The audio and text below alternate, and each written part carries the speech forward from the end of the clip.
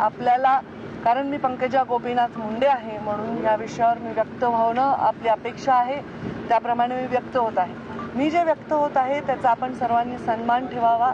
मी जे बोलणार आहे त्याच्यानंतर कुठल्याही प्रश्नोत्तरासाठी जागा राहणार नाही.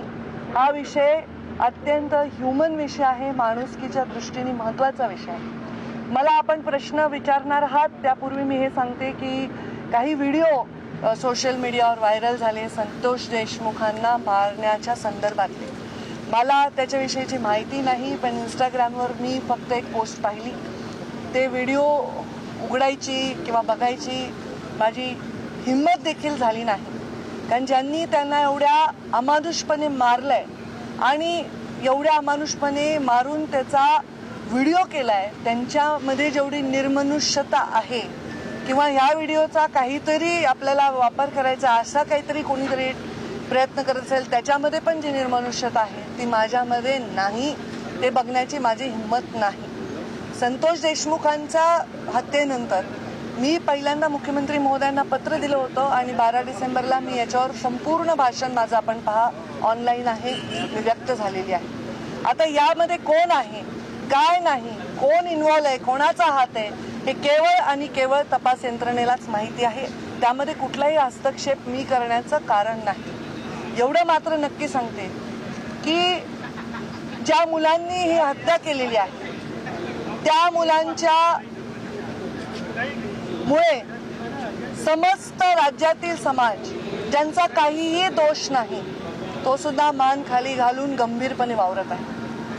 खरं तर त्या समाजाची जी मुलं आणि ज्याची हत्या झाली त्याची एवढी निर्घृण हत्या झाली, त्यामुळे तो समाज एका आक्रोशात वावरत आहे.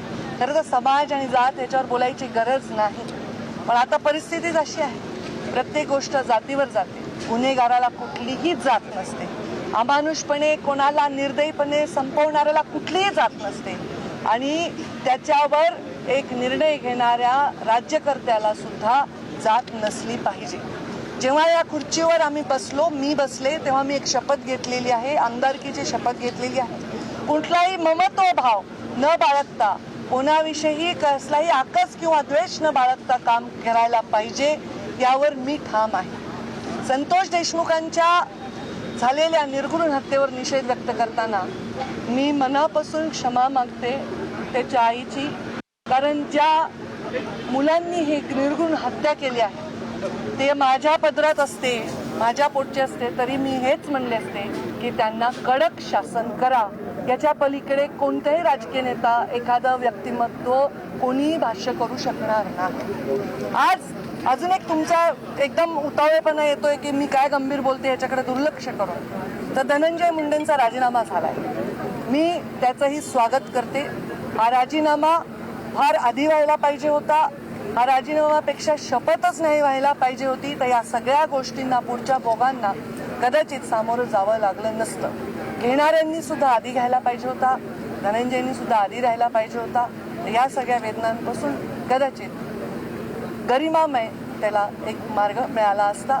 त्यांनी सांगितलं असेल, मला माहीत नाही त्यांचं स्टेटमेंट काय आहे, मी त्याच्यापेक्षा लहान बहीण आहे आणि बहीण असली तरी आम्ही वेगळ्या पक्षात काम केलं होतं, पण कोणत्याही आईला, बहिणीला, परिवाराला वाटत नाही आपल्या परिवाराच्या सदस्याला या दुःखातून जावं लागेल.